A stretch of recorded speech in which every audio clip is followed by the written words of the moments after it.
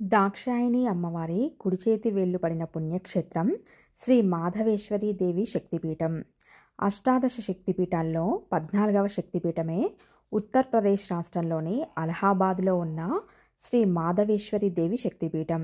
ఇక్కడ దాక్షాయణి అమ్మవారి కుడిచేతి వేళ్లు పడ్డాయని చెబుతారు. ఈ శక్తిపీఠం విలక్షణమైనది.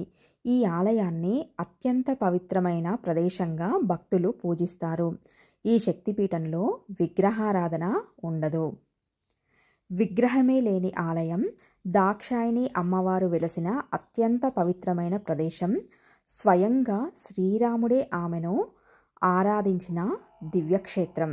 అదే అలహాబాద్లో ఉన్న శక్తిపీఠం. మహాశక్తి స్వరూపిణి అయిన అమ్మవారిని ఇక్కడ మాధవేశ్వరి దేవిగా కొలుస్తారు. అష్టాదశ శక్తిపీఠాల్లో 14వ శక్తిపీఠమే ఉత్తరప్రదేశ్ రాష్ట్రంలోని అలహాబాద్లో ఉన్న శ్రీ మాధవేశ్వరీ దేవి శక్తిపీఠం. ఇక్కడ విగ్రహారాధన ఉండదు. 4 దిక్కులా సమానంగా కట్టిన పీఠం మాత్రం ఉంటుంది. దాని మీద వస్త్రాన్ని హుండీలా వేలాడదీసి కింద ఉయ్యాల కడతారు. భక్తులు అక్కడే అమ్మవారు ఉన్నట్లుగా భావించి కొలుస్తారు. కానుకలను ఉయ్యాలలో ఉంచుతారు. ఇలా విగ్రహారాధన లేని ఏకైక శక్తిపీఠం భారతదేశంలో ఈ ఒక్కచోట మాత్రమే ఉంది. ఇక్కడ సతీదేవిని ఆలోపి మాత, ఆలోపి శాంకరీదేవిగా కొలుస్తారు. దేవగురువైన బృహస్పతి కృతయుగంలో బిందుమాధవి దేవిని అమృతంతో అభిషేకించాడని ప్రతీతి. అందుకే ప్రయాగను అమృత తీర్థమని, సూర్యుడు అమ్మవారిని ఆరాధించిన క్షేత్రం కాబట్టి భాస్కర క్షేత్రమని వ్యవహరిస్తారు. శ్రీరామచంద్రుడు కూడా ఈ మాతను ఆరాధించినట్లు పురాణాలు చెబుతున్నాయి. తన తమ్ముడైన లక్ష్మణుడు భార్య సీతతో చిత్రకూటంలోని పర్ణశాల నిర్మించడానికి ముందు ప్రయాగలో కొద్ది రోజుల పాటు ఉన్నాడు రాముడు. అదే సమయంలో ఈ మాతను కొలిచాడని చెబుతారు. మరొక జానపద కథనం కూడా ఈ క్షేత్రానికి ఉంది. పూర్వం ఈ ప్రాంతమంతా ఒక దట్టమైన అరణ్య ప్రదేశంగా ఉండేది. ఆలోపి అనే రాణి పెళ్లి చేసుకుని ఈ మార్గంలోనే అత్తవారింటికి కాపురానికి వెళ్తూ ఉండేది. ఆమె ప్రయాణిస్తున్న పల్లకి ప్రయాగ వద్దకు రాగానే దోపిడీ మూట ఈ బృందంపై దాడి చేసి దోచుకుంటుంది. అప్పుడు పెళ్లి కూతురు అయిన రాణి అమ్మవారిని ప్రార్థించగా ఆవిడ పెళ్లి కూతుర్ని మాయం చేసి ఆ దొంగల బారి నుండి రక్షించిందంట. ఆనాటి నుంచి ఆ దేవిని ఆలోపీదేవిగా పిలుస్తున్నారు. ఆలోపి అంటే మాయమవటం అని అర్థం. అప్పటి నుంచి ఇక్కడ వారు పెళ్లిళ్లకు ముందు ఈ అమ్మవారిని పూజించిన తర్వాతే శుభకార్యం మొదలు పెడతారు. సంవత్సరాలకు ఒకసారి ఇక్కడ కుంభమేళ జరుగుతుంది.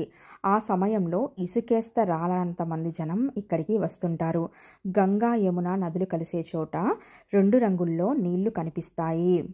ఈ నీళ్లు నల్లగాను ఎర్రగాను ఉంటాయి. హాయ్ అండి, నమస్తే, వెల్కమ్ టు మై ఛానల్. ఈరోజు నేను త్రివేణి సంగమంలో స్నానం ఆచరించాక ఇక్కడ నుంచి మాధవేశ్వరి అమ్మవారి శక్తిపీఠంకైతే వెళ్ళి అమ్మవారిని దర్శించుకున్నాను. సంగమం నుంచి శక్తిపీఠంకి ఎలా వెళ్ళాను, మాధవేశ్వరి అమ్మవారి ఆలయం యొక్క ప్రత్యేకత ఏమిటి, స్థల పురాణం ఏమిటో ఇప్పుడు నేను మీకు ఈ వీడియోలో వివరించబోతున్నాను. అంతకంటే ముందు ప్రయాగ క్షేత్రం యొక్క ప్రాముఖ్యత గురించి ఇప్పుడు నేను మీకు చెప్తాను. ప్రయాగ అంటే ప్రకృష్ణ యాగం, అంటే బ్రహ్మదేవుడు గొప్ప యాగం చేసిన ప్రదేశం. అందుకే దీనికి ప్రయాగ అని పేరు వచ్చింది. ప్రయాగ సప్తమోక్షపురాలలో ఒకటిగా పరిగణిస్తారు. ఈ ప్రదేశాన్ని తీర్థరాజ్ అని కూడా పిలుస్తారు. అంటే అన్ని తీర్థాలకు రాజు లాంటిదని అర్థం. మరో ముఖ్యమైన విషయం, ఇది త్రివేణి సంగమం. సాధారణంగా 2 నీటి ప్రవాహాల సంగమాన్ని పవిత్ర స్థలంగా భావిస్తాం. కానీ ఇక్కడ గంగా, యమున, సరస్వతి అనే 3 పవిత్ర నదుల సంగమాన్ని చూడవచ్చు. ఈ 3 నదులకు ఒక్కొక్క ప్రాముఖ్యత ఉంది. అందుకే సంగమం చాలా పవిత్రమైన ప్రదేశంగా మారింది. ఈ ప్రదేశాన్ని సందర్శించినప్పుడు ఇక్కడ పవిత్ర స్నానం చేయాలి. ఇక్కడ ప్రతి 12 సంవత్సరాలకి ఒకసారి కుంభమేళ నిర్వహిస్తారు. ఇప్పుడు ఇక్కడ నిర్వహించేటువంటి కుంభమేళ 144 ఏళ్లకైతే ఒకసారి వస్తుంది. ఈ కుంభమేళాను నిర్వహించే తేదీలను సూర్యుడు, చంద్రుడు, బృహస్పతి గ్రహాల ఆధారంగా నిర్వహిస్తూ ఉంటారు ఈ కుంభమేళాను. ఈ త్రివేణి సంగమంలో స్నానం ఆచరించాక ఇక్కడ నుంచి ఆలోపి అమ్మవారి శక్తిపీఠం, అదేనండి మాధవేశ్వరి అమ్మవారి యొక్క శక్తిపీఠంకి అయితే వెళ్ళాము. ఈ శక్తిపీఠంకి ఎలా వెళ్ళాము, ఆ శక్తిపీఠం యొక్క స్థల పురాణం ఏంటో ఇప్పుడు నేను మీకు చెప్పబోతున్నాను. సంగమం నుండి శక్తిపీఠంకి వెళ్ళడానికి 6.5 కిలోమీటర్ల డిస్టెన్స్ అయితే ఉంటుంది. ఒక బైక్ ద్వారా అక్కడికైతే చేరుకున్నాము. పర్ పర్సన్కి ఒక్కొక్కరికి 300 రూపీస్ దాకా ఛార్జ్ చేశారు అక్కడికి చేరుకోవడానికి. ఈ ఆలయం యొక్క ప్రత్యేకత ఏమిటంటే, ఈ ఆలయంలో ఏ దేవతా విగ్రహం ఉండదు. విగ్రహానికి బదులుగా చెక్క బండి లేదా డోలి ఉంటుంది. దానినే భక్తులు దేవతగా భావించి భక్తితో పూజిస్తారు.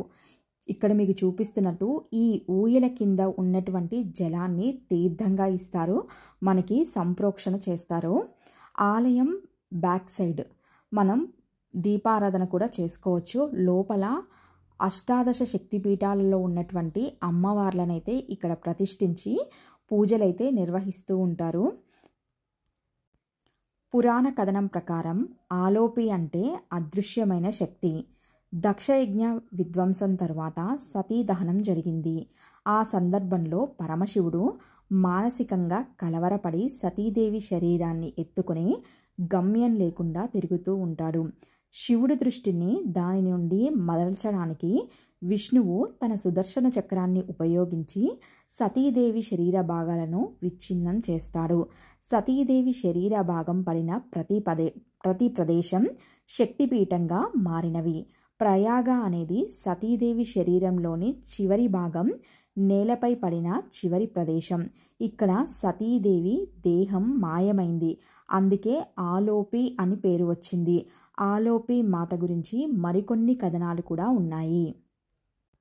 ప్రతి ఆలయంలో కనీసం ఒక విగ్రహం లేదా ఒక చిహ్నం అమ్మవారిని పూజించడానికి ఉంటుంది. కానీ ఇక్కడ విగ్రహం లేదా చిహ్నం లేదు.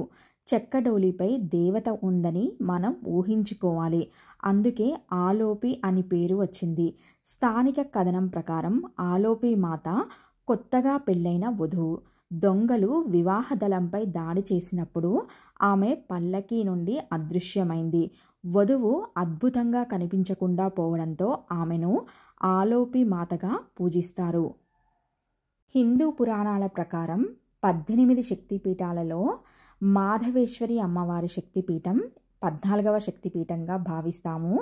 ఇక్కడ సతీదేవి కుడి చేతి యొక్క 4 వేళ్లు పడ్డాయని ప్రతీతి. ఇంకా ఈ ఆలయంలో జలతర్పణాదేవి ఆలయం కూడా ఉంది. నేను చూపిస్తున్న ఈ ఆలయంకి కొంచెం వెనుక భాగంలో ఉంది. ఇంకా ఈ అమ్మవారిని శ్రీ ఆలోప్ శాంకరి శక్తిపీఠ్ మందిర్ అని కూడా అంటారు. ఎవరైనా ప్రయాగ వచ్చినప్పుడు ముందు సంగమం స్నానం, సంగమం దగ్గర నుంచి బడే హనుమాన్ టెంపుల్ నియరబుల్గా ఉంటుంది. హనుమంతుల వారిని దర్శించుకున్నాక ఆ తర్వాత అమ్మవారి శక్తిపీఠంకి అయితే వెళ్ళండి. మేమైతే హనుమంతుల వారిని దర్శించుకోలేకపోయాము, హెవీ క్రౌడ్, అందుకని శక్తిపీఠంకి అయితే వెళ్ళాము. అష్టాదశ శక్తిపీఠాల్లో 14వ శక్తిపీఠమే ఉత్తరప్రదేశ్ రాష్ట్రంలోని అలహాబాద్లో ఉన్న శ్రీ మాధవేశ్వరి దేవి శక్తిపీఠం. ఇక్కడ దాక్షాయణి అమ్మవారి కుడి చేతి వేళ్లు పడ్డాయని చెబుతారు. ఈ శక్తిపీఠం విలక్షణమైనది. ఈ ఆలయాన్ని అత్యంత పవిత్రమైన ప్రదేశంగా భక్తులు పూజిస్తారు. ఈ శక్తిపీఠంలో విగ్రహారాధన మాత్రం ఉండదు. ఇక్కడ సతీదేవిని ఆలోపి మాత, ఆలోపి శాంకరీదేవిగా కొలుస్తారు. దేవగురువైన బృహస్పతి కృతయుగంలో బిందుమాధవి దేవిని అమృతంతో అభిషేకించాడని ప్రతీతి. అందుకే ప్రయాగను అమృత తీర్థమని కూడా అంటారు. సూర్యుడు అమ్మవారిని ఆరాధించిన క్షేత్రం కాబట్టి భాస్కర క్షేత్రమని కూడా పిలుస్తారు.